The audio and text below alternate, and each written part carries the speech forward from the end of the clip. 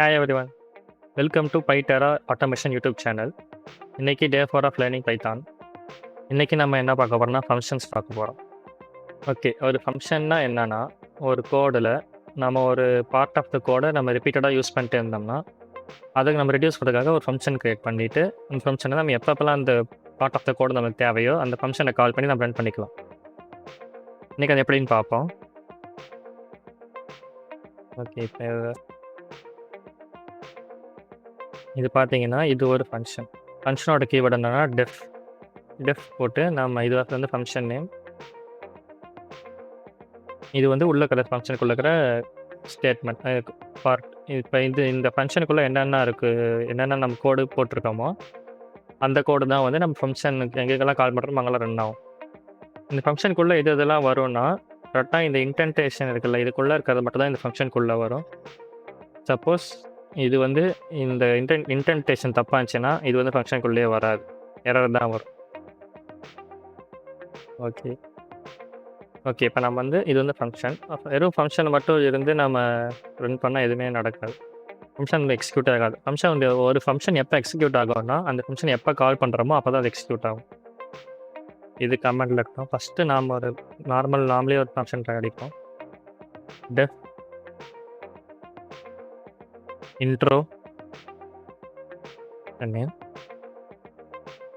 Okay, வந்து நம்ம என்ன பண்ணுறோம், print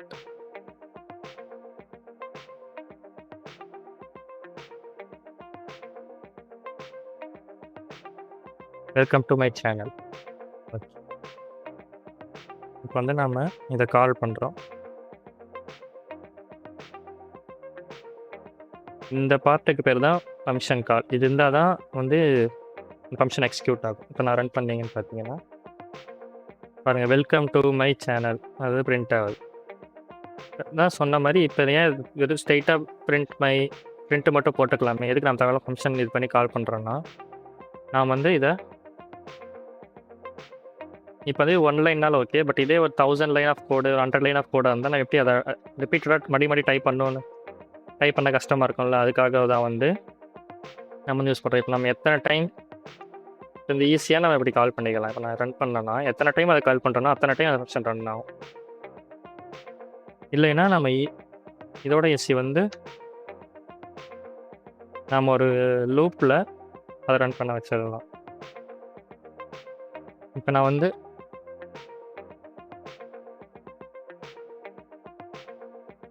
RIN நான் இதை வந்து ஒரு 10 டைம்ஸ் ரன் பண்ணணும், இல்லை 100 டைம்ஸ் ரன் பண்ணதா கூட ஈஸியாக ரன் பண்ணலாம். இப்போ நான் 100 டைம் உட்காந்து பிரிண்ட் பண்ணிட்டு இருந்தால் அது எவ்வளோ இதாக இருக்கும்.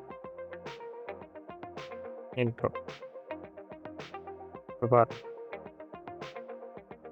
இது 100 டைம்ஸ் பிரிண்ட் பண்ணியிருக்கேன் என் நேம். என் நேம் இல்லை, welcome to my YouTube channel இந்த ஸ்டேட்மெண்ட். ஓகே, இது வந்து ரொம்ப பேசிக்கான ஃபங்க்ஷன். நான் வந்து எதுவுமே அதுக்கு பேராமீட்டர் கொடுக்கல. இப்போ வந்து நான் பார்க்க போகிறது பேராமீட்டர் பாஸ் பண்ணி அந்த ஃபங்க்ஷன் எப்படி ரன் பண்ணுறதுன்னு பார்ப்போம். அதாவது பேராமீட்டர் என்ன சொல்லலாம், இப்போ இங்கே வந்து இந்த நேமுக்கு வந்து நான் ஒரு வேல்யூ பாஸ் பண்ணுறது தான். இப்போ நான் வந்து இந்த ஃபங்க்ஷன் நேம் வந்து கிரீட். இப்போ நம்ம கிரீட்டுக்கு வந்து இப்போ நான் எக்ஸாம்பிள் நான் உங்களுக்கு இது பண்ணுறேன்.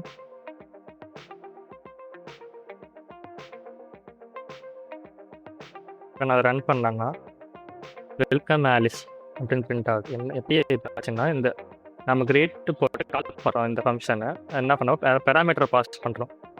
என்ன பண்ணுறோம், ஆலிஸ்ன்னு உள்ளே போட்டுக்கிறது தான் பேராமீட்டர். இது வந்து இந்த நேமுக்கு போய் அசைன் ஆகிட்டு அப்புறம் வந்து இங்கே அசைன் ஆகிடும் அந்த நேமுக்கு. இந்த பிரிண்ட் வந்து செக் பண்ணணும். இப்போ நேமோட வேல்யூ வந்து ஆலிஸ் நான் கொடுத்த பேராமீட்டர் தான். நம்ம வந்து பார்த்தீங்கன்னா எத்தனை டைம் கால் பண்ணுறோமோ அத்தனை டைம் ரன் ஆகும். எத்தனை டைம் டிஃப்ரெண்ட்டாக கொடுத்துக்கலாம். நம்ம இது மாதிரி தனித்தனியாக கொடுக்கணும்னு அவசியம் இல்லை. நாம் இதை வந்து மறுபடியும் கமெண்ட் பண்ணிடுறோம். இது மாதிரி லிஸ்ட்டு போட்டு ஃபங்க்ஷன் வச்சு நம்ம ஈஸியாக கொடுத்துறோம். இப்போ நான் ரன் பண்ணால் ஆலிஸ் பாப் சார்லின்னு அது பிரிண்ட் ஆகும்.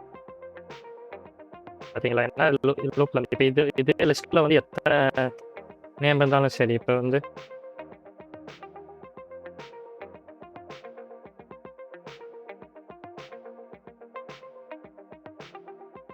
அஜித், விஜய், சூரியன் இன்னும் ஆட் பண்ணிட்டேன். அப்புறம் எவ்வளோ நேம் போட்டதாலும் நம்ம அது ஈஸியாக அந்த ப்ரோக்ராம் ஈஸியாக ரன் ஆகிடும். நம்ம ஒவ்வொரு டைமும் வந்து அந்த கோடை ரிப்பீட் பண்ணணும்னு அவசியம் இல்லை.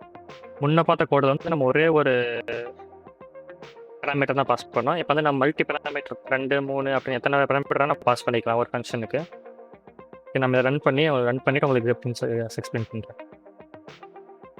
ரன் பண்ணணும்னு என்னாச்சுன்னா, இந்த ஆலிஸுங்கிறது வந்து நேமுக்கும் இந்த 50,000ங்கிறதுக்கு சேலரிக்கும் அசைன் ஆகிட்டு அது வந்து நம்ம பிரிண்ட்ஸ் உள்ள கொடுத்துக்கு அந்த பிரிண்ட் பண்ணிடுது. இதில் முக்கியமாக நம்ம நோட் பண்ண வேண்டியது என்னன்னா, நம்ம ஆர்டர் இது வந்து எப்படி இது கரெக்டாக அசைன் ஆகுதுன்னா, ஆர்டர் மூலியமாக தான் நம்ம ஃபஸ்ட்டு எந்த பேராமீட்டர் கொடுக்கணுமோ அது வந்து ஃபஸ்ட்டு இருக்கிற பேராமீட்டருக்கு அசைன் ஆகும். செகண்ட் என்ன ஆர்டர் கொடுக்கணுமோ அது வந்து செகண்ட் இருக்க பேராமீட்டருக்கு அசைன் ஆகும். இது வந்து கரெக்டாக நேம் வந்து நேமுக்கு தான் இது வந்து சிலைக்கு அதுக்கு தெரியாது. அது நான் ஃபஸ்ட்டு ஆமாம் எந்த ஆர்டர் கொடுக்கணுமோ அந்த ஆர்டருக்கு தான் அசைன் ஆகும். நம்மளுக்கு உங்களுக்கு எக்ஸாம்பிளுக்கு இங்கே வந்து 5,000 அந்த மாதிரி கொடுத்துட்டு இங்கே வந்து நீங்கள் வந்து ஆலிஸ் கொடுத்தா எல்லாம் ரன் பண்ணி பாருங்கள். எம்ப்ளாயி வந்து 5,000, ஆலிஸ் சேலரி வந்து ஆலிஸ். ஓகேவா? இப்படி நம்ம எந்த ஆர்டரில் கொடுக்குறோமோ அந்த ஆர்டரில் தான் அது அசைன் ஆகும். இது வரைக்கும் நம்ம பார்த்த கோடு எல்லாமே நம்ம வந்து பாஸ் தான் பண்ணியிருக்கோம் பேராமீட்டர். நம்ம எதுவும் ரிட்டர்ன் எடுக்கல அந்த கோடுலேருந்து. இந்த ஃபங்க்ஷன் எப்படின்னா நமக்கு அந்த வேல்யூ ரிட்டர்ன் பண்ணணும். அதுக்கான கீவேர்டு தான் ரிட்டர்ன். இப்போ இது என்ன பண்ணுதுன்னு பார்ப்போமா? என்ன இருந்துச்சுன்னா எப்பயும் போல் 10 20க்கும் இந்த பேராமீட்டருக்குள்ளே பாஸ் ஆகிட்டு இங்கே அடிஷன் நடந்திருக்கு. அடிஷன் நடந்துட்டு என்ன இருக்குன்னா இந்த ரிட்டர்ன் கீயோட என்ன பண்ணணும்னா இந்த ரிட்டர்ன்ட்டு வந்து என்ன காலி கொடுக்குறோமோ அந்த வேல்யூ வந்து ரிட்டர்ன் பண்ணும். ரிட்டர்ன் பண்ணுனா என்ன ஃபங்க்ஷன் காலுக்கு ரிட்டர்ன் பண்ணிக்கலாம். இதுதான் ஃபங்க்ஷன் கால். இதுதான் இந்த ஃபங்க்ஷன் கால் பண்ணி எக்ஸிக்யூட் பண்ண சொல்லுது. அது இந்த எக்ஸிக்யூட் ஆகிட்டு ரிட்டர்ன் என்ன பண்ணுன்னா என்ன வேல்யூ அதுக்கு பாஸ் பண்ணுறோமோ அதை வந்து ஃபங்க்ஷன் காலுக்கு ரிட்டர்ன் பண்ணிடும். இப்போ ரிட்டர்ன் ஆன இது வந்து இந்த வேல்யூ ரிசல்ட்டுக்கு நம்ம அசைன் பண்ணுற மாதிரி போட்டிருக்கோம். அந்த ரிசல்ட்டுக்கு அசைன் ஆகிட்டு கீழே ரிசல்ட் பிரிண்ட் ஆகிடும்.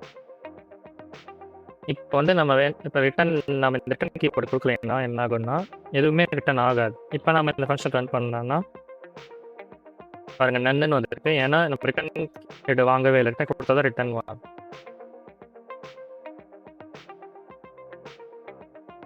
இப்போ பாருங்கள் கரெக்டாக அந்த ஸ்டெப்டிங். அது மட்டும் இல்லாமல் இன்னொன்று முக்கியமாக புரிஞ்சுக்க வேண்டிய விஷயம் என்னென்னா நம்ம ஒரு ஸ்கோப் ஆஃப் த வேரியபிள் இந்த ஏபிங்கிற வேரியபிள் வந்து இந்த ஃபங்க்ஷனுக்குள்ளே மட்டும்தான் ஒர்க் ஆகும். ஃபங்க்ஷனுக்கு வெளியே ஒர்க் ஆகாது. இப்போ நீங்கள் வந்து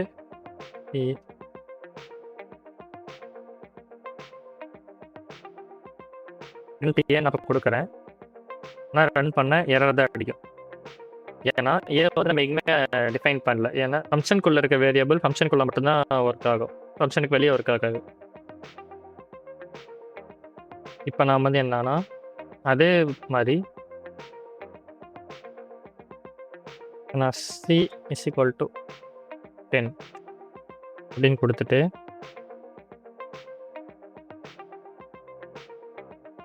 பிரிண்ட் Cன்னு ஃபங்க்ஷனுக்குள்ளே கொடுத்தா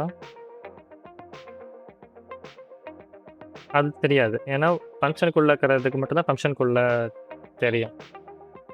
இது ஒரு முக்கியமான பாயிண்ட், நோட் பண்ணிக்கோங்க. ஓகே, இன்றைக்கி நம்ம ஃபங்க்ஷன் பற்றி கற்றுக்கிட்டோம். இதுக்கு மினி ப்ராஜெக்ட் இருக்குது, நான் முடிஞ்ச ஷார்ட்ஸில் போடுறேன். இன்றைக்கி அவ்வளோதான். பாய்.